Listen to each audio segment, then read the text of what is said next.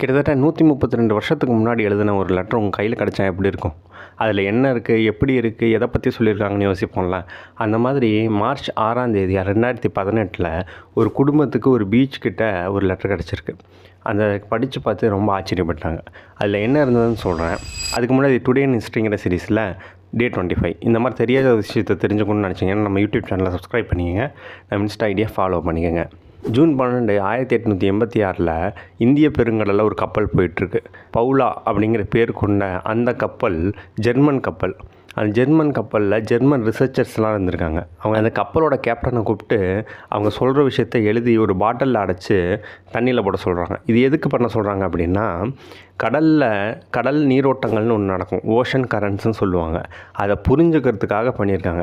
அப்படி பண்ண ஒரு பாட்டில் தான் கரை ஒதுங்கியிருக்கு. அந்த கரை ஒதுங்கின பாட்டிலை தான் அந்த ஃபேமிலி கண்டுபிடிச்சிருக்காங்க.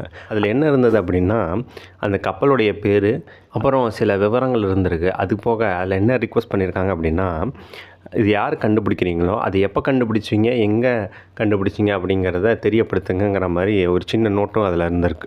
இந்த வீடியோ உங்களுக்கு பிடிச்சிருக்குன்னு நினைக்கிறேன். மறக்காமல் லைக் பண்ணுங்கள். உங்களோட கருத்தை கமெண்ட்டில் சொல்லுங்கள். தேங்க்யூ ஃபார் வாட்சிங்.